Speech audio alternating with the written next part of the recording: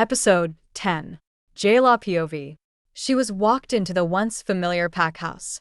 It smelled the same. Cedar and coffee, as well as the delicious smell of many foods wafted to her from where she knew the kitchen and packed dining room was. It was likely dinner time. The sun was low in the sky, but not dark outside. Most of the wolves would come to the pack house dining room to eat and be social with each other at the end of the day. Jayla did not look up, did not care to see the stares she would receive as they judged her on her very bloody and disheveled appearance, nor did she wish to see the looks on anyone's face as they realized who she was or that she was the traitor who had attacked their Luna years ago. She was walked into the Alpha's office, her heart beat rapidly and heavily inside her chest. As she felt eyes on her, she knew whose they were. She had always known when he was looking right at her. Now it was no different from before. He didn't say a single word, just stared at her. She could feel the anger pouring off of him, so much anger at just the sight of her. He clearly still hated her. Nothing would ever change, that it seemed. Again, that familiar tinge of pain spread through her chest. Only with her hands cuffed behind her, she couldn't rub her heart to ease it away like she would normally do. Jackson walked her all the way across the room and pushed her gently into the chair directly in front of his desk, which he was either sitting or standing behind. She did not care to look at him. "Look at me," he demanded of her. She could hear how he was trying to control the anger in his voice, but failing, his rage for her one mistake all those years ago, but could not ignore the command he had issued her. Jayla did not want to look at this man, did not want to have to nearly feel like she was drowning in the depth of his dark blue eyes, so dark they were like looking at the ocean. Her tear-filled eyes moved in an upward direction. He was wearing a charcoal gray suit, unbuttoned with a crisp white shirt underneath, the top 3 buttons also undone, exposing the smooth tanned skin beneath. His lips were pressed together in a tightly thin line, his blonde hair styled just like it used to be, short on the sides, long on the top, looked as though he'd been running his hands through it. No, she told herself, likely as Luna had probably been with him recently. Her eyes met his deep dark blue ones, so filled with anger were they, at just looking at her, that she couldn't help it. More tears spilled from her green eyes. He'd never look at her the way he used to. She could not hold his angry gaze for more than a few seconds. It hurt her way too much. Her eyes fell away to look at the floor.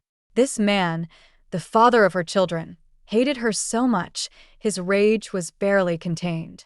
She heard his office door open with a loud bang as it bounced into the wall with the force it had been shoved open with, and her eyes were drawn to it. Alpha Blaine strode into the room. His eyes fell on her. A look of utter shock crossed his face as he looked over her from head to toe and then back again. "There is trouble, son," he stated flatly, though his eyes never moved from her. "Your mother just recorded this." Both Alpha Nathan and his Beta Jackson's attention were shifted away from her and to Alpha Blaine. Jayla took the moment to rush up from her seat and run over to him.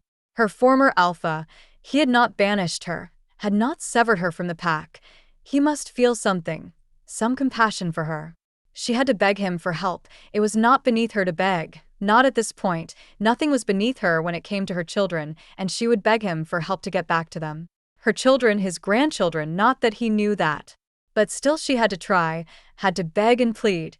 He was probably the only one who could help her now. She fell to her knees right at his feet, bearing the pain from aggravating her already wounded knees.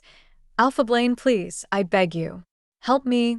Tears streamed from her eyes as she looked up at him and sobbed out her plea. He looked down at her. She thought she could see genuine concern and pity for her, but her eyes were blurry with tears. She couldn't be certain he would help her. He knew both her parents, and she had made just one error in her life. "Could forgiveness be granted, please?" She sobbed again when he did not answer her. "I have 3 children, a family." She didn't care at this point who knew about her children. She did not have to say who their father was. He just needed to believe her. His eyes widened in shock. She had not misread that at all. She heard a gasp and a growl fill the room. Alpha Blaine knelt down and touched his forehead to hers. "Show me, child." She knew he had a unique ability to see into someone's mind if the other was willing. Should she?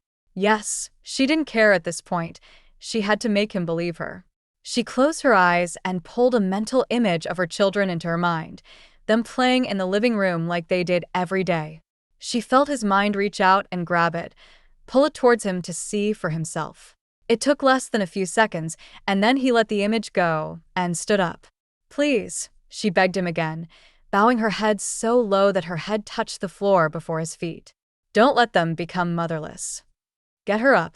She heard Alpha Nathan roar, so filled with anger that she had turned to the previous Alpha for help. She felt hands on her arms as she was picked up off the floor and moved to a standing position.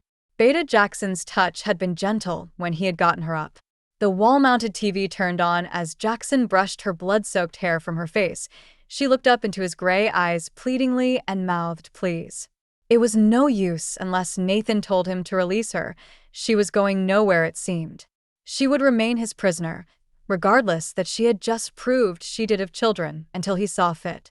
Full story is available at novelpalace.com. Click the link in the comment section to get it free.